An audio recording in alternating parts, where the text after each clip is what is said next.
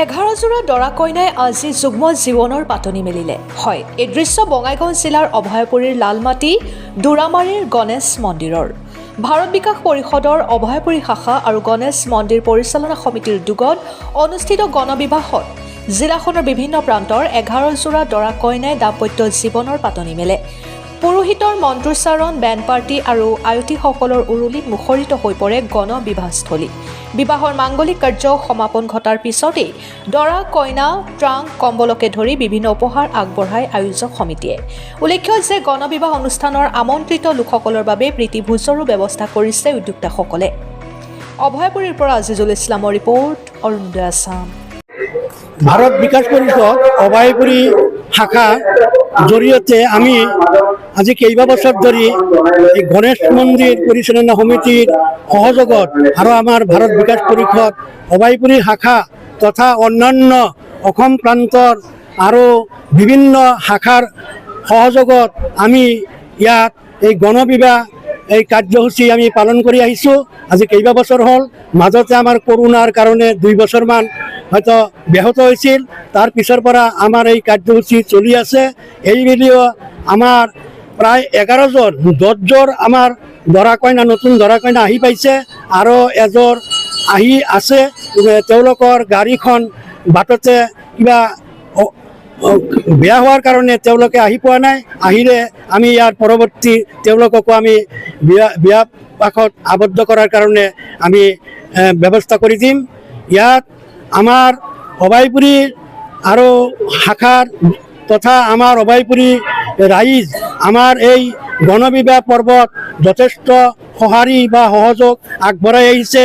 দান বৰঙণিৰে আমাৰ এই গণবিবাহ কাৰ্যসূচী পৰিচালনা কৰাত যথেষ্ট সহায় কৰি আছে আৰু গণেশ মন্দিৰ পৰিচালনা সমিতিয়ে আমাক যথেষ্ট সহায় কৰিছে।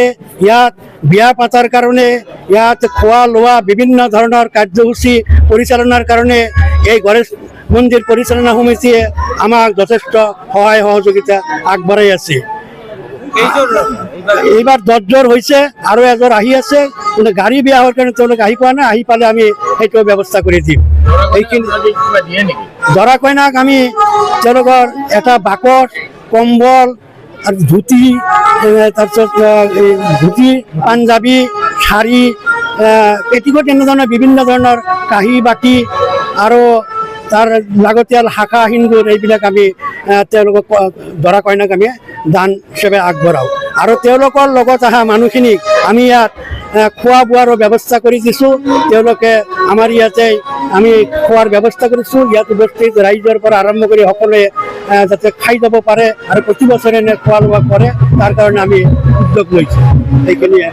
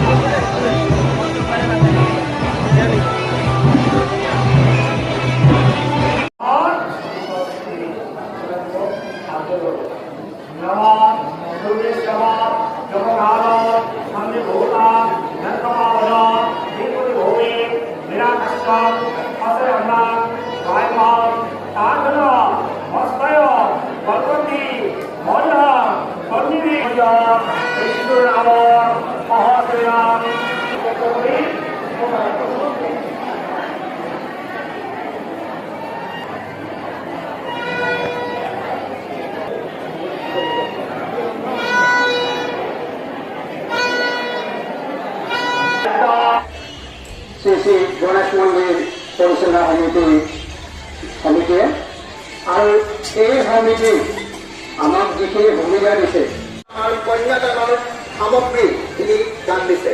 কন্যাদানৰ যিখিনি সামগ্ৰী, তাত ট্ৰাংক এটা আছে, এখন কম্বল আছে, তাৰপিছত শাৰী আছে।